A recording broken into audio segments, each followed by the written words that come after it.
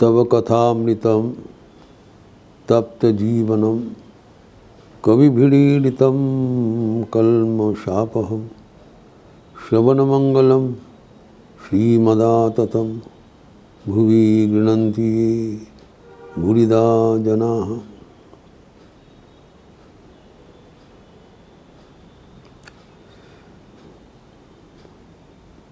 भगवान के पंचम अवतार कपिल देव साथ उनके माता देवहूति का संवाद चल रहा था। कपिल देवहूति संवाद बहुत विख्यात है, ज्ञान का भंडार है। तो माता देवहूति का जो प्रश्न था, मुक्ति कैसे मिलेंगे, शमशान में हम लोग बंधन में फंसे हुए हैं, कैसे जन्म मृत्यु के चक्र से हम निस्तार पाएंगे। तो भगवान कपिल ने बताया, मन को ईश्वरमुखी करने का सहजतम उपाय है हमारे मन में जो मोह का पात्र है उनको ईश्वर में बदल देना। जो श्री रामकृष्ण कहते हैं, मोड़ घुड़िए दो, ओरिएंट योर अटेंशन। भगवान श्री रामकृष्ण में वही कहते हैं, जो किसी को बताया भगवान का स्मरण करो, वो आके बताए शरण नहीं होता है। तब बोला किसको शरण होता है? बोले मेरा एक भतीजा है छोटी सी, मैं उनको बहुत प्यार करती हूँ, एक लेडी ने बताया। तो ठाकुर ने बोला ठीक है, उसी को भगवान समझ के उसी को तुम प्यार करो भगवान रूप से। तो धीरे धीरे वो तुम्हारा जो भतीजी हट जाएगा, भगवान ही रह जाएगा। अर्थात मन को किसी तरह किनापि उपाय न सैव भजनीय, कोई भी उपाय से भगवान को स्मरण करना, भजन करना। अगर जिसके साथ हमारा मोह पात्र है उसी को भगवान समझ के प्राथमिक रूप से आराधना करते रहो, तो उसमें से भगवान के साथ मोह का पात्र जुड़ जाएगा।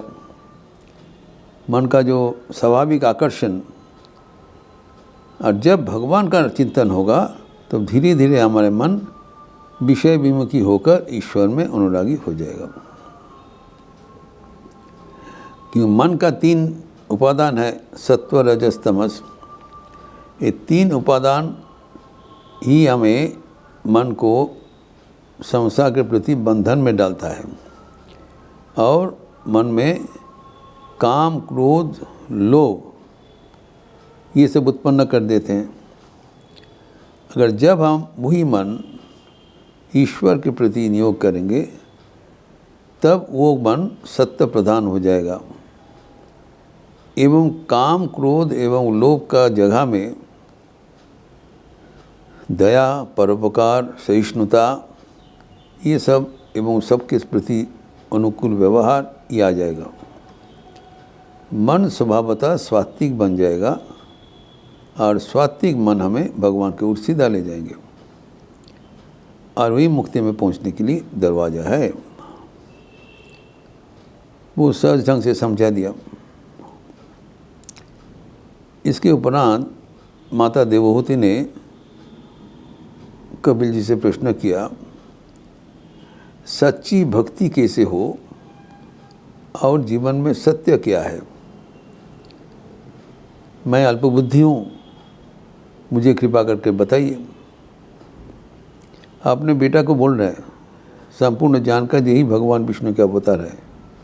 क्या विचित्र संवाद है। और कपिल देव भी ये पूर्ण समझते हुए उनके माता के प्रश्न से प्रसन्न होकर बोल रहे हैं कि हमारे जठराग्नि जैसे भोजन को पचा देता है, वैसे ही जो स्थितप्रज्ञ का मन है वो भगवान में स्थिर बुद्धि होकर सब मायाजाल को छिन्न कर देते हैं। ये अभी जो सांख्य सूत्र का, सांख्य दर्शन का जो प्रवर्तन करते हुए बताया कि हमारे, कपिल देव बता रहे हैं कि हमारे भीतर का आत्मा ही पुरुष है और ये आत्मा का जो आवरण है वो ये प्रकृति। जो आत्मा है, पुरुष है, वो निर्गुण है, अनंत है, चैतन्य मात्र है। और जब उनका जो आवरण है वो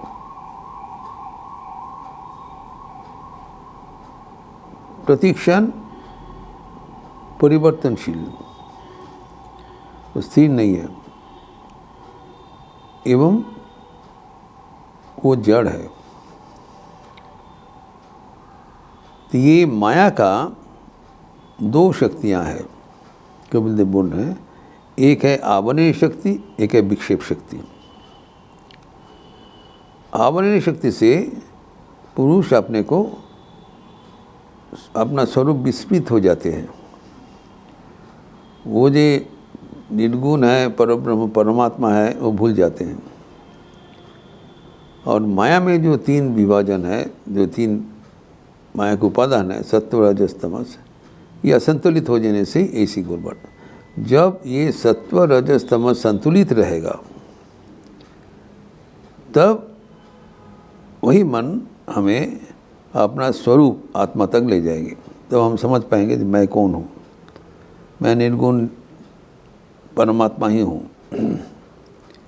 लेकिन जब ये संतुलन बिगड़ जाएगा, चलायमान हो जाएगा, तब उसमें नाना रकम विक्षेप होगा। तो जब माया का आवरण शक्ति से जब पुरुष भूल जाता है, हम आत्मा स्वरूप भूल जाते हैं, तो समय का भी प्रकृति कहा है। जब समय स्थिर होता है, प्रकृति स्थिर होता है, तब मन सत्वगुण में अधिष्ठित हो जाता है।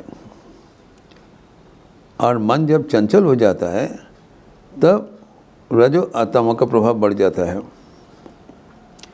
तो हमारे जो अपने को जानने के लिए हमारा अपना स्वरूप जानना जरूरी है, जो कि बता दिया। आत्मा का स्वरूप है कि निर्गुण और अनंत, निरावय, सच्चिदानंद, ये आत्मा का स्वरूप है।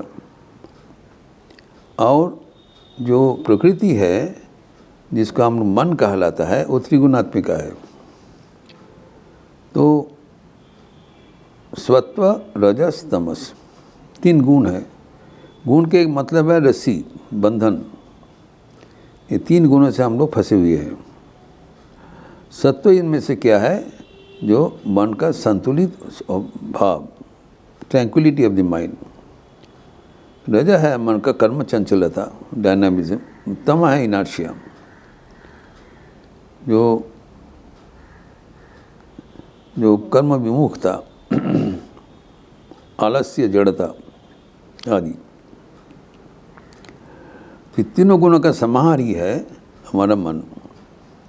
तो कभी कभी सत्य गुण का प्रभाव ज़्यादा होता है, तब हम सत्विक बन जाते हैं, मन तब शांत हो जाता है।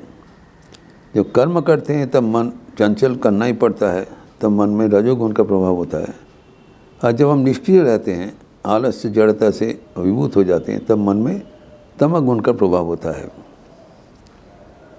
तो ये जो लक्ष्य है, सत्वगुण से हमें जी पहले रजोगुण से तमगुण का प्रतिहत करना पड़ेगा, एवं बाद में रजोगुण, सत्वगुण से रजोगुण को आपको संभालना पड़ेगा, एवं आखिर में तीनों गुण ही, सब गुण को बर्बाद करके, सब गुण को त्याग करके मन को शांत करना पड़ेगा।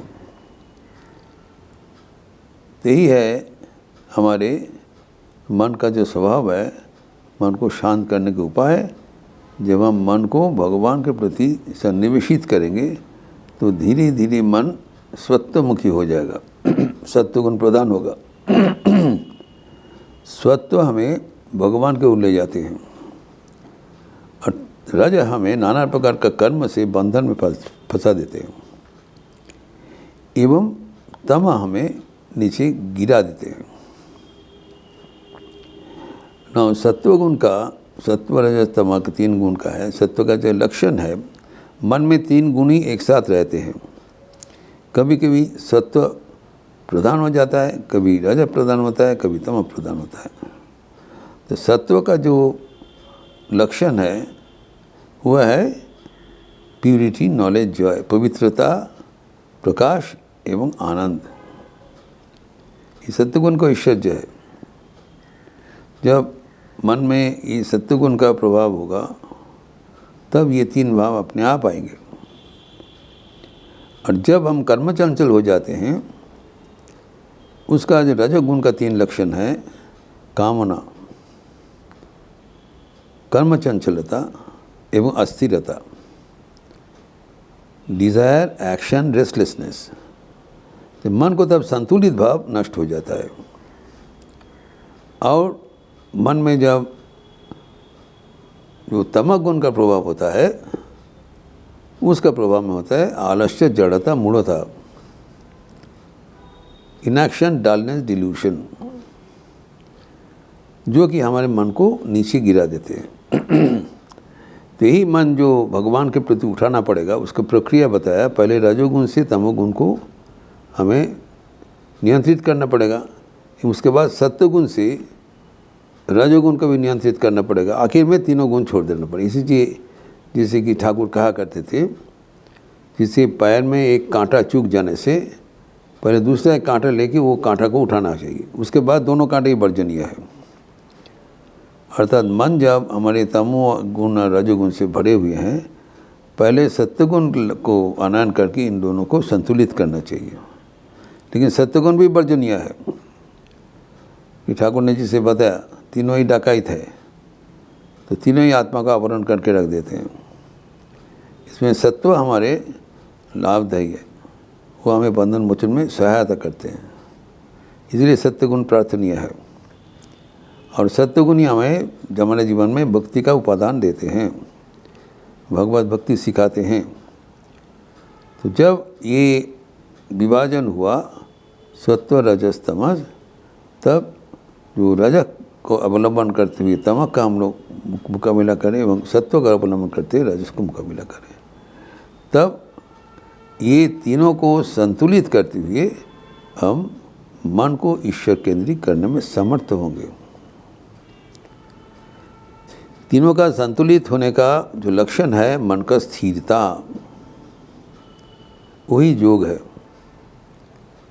योग चित्तवृत्ति निरोधा कहा है, अर्थात मन जब संतुलित हो जाएगा, तीनों गुण को संतुलित करके, जो सांख्य योग में बताया, तब वही मन में प्रकृति जब स्तब्ध हो जाएगा, तब वो पुरुष को साथ मिल जाएगा।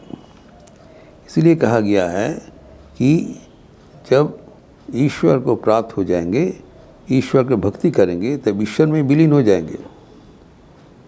ब्रह्मविद ब्रह्मैव भवति। जब हमारा मन शांत हो जाएगा, तीनों गुणाई तीनों गुण का संतुलित भाव में, तब मन का नाश हो जाएगा, मन शांत हो जाएगा। तब वह मन अभी पुरुष ही तब प्रकट हो जाएंगे जो था। तो ईश्वर को प्राप्त करने का मतलब है ईश्वर से विलीन हो जाएगा, ईश्वरी बन जाना। तो ये प्रसंग भाव भी विस्तार करते हुए कपिल देव देवहूति को समझाया। इसका थोड़ा बहुत चर्चा हम अगले दिन करेंगे। ओम शांति शांति शांति। हरि ओम तत्सत्। श्री राम कृष्णार्पणमस्तु। आज पावन एकादशी की तिथि है, राम नाम संकीर्तन होगी संध्या आरती के उपरांत। आप लोग जानते हैं लखनऊ आश्रम में 6:50 में 5:50 में अभी संध्या आरती शुरुआत होता है। 10 to 6 आरती के पश्चात राम नाम संकीर्तन होगी, लिपि दिया जाएगा। आप सबका स्वागत है।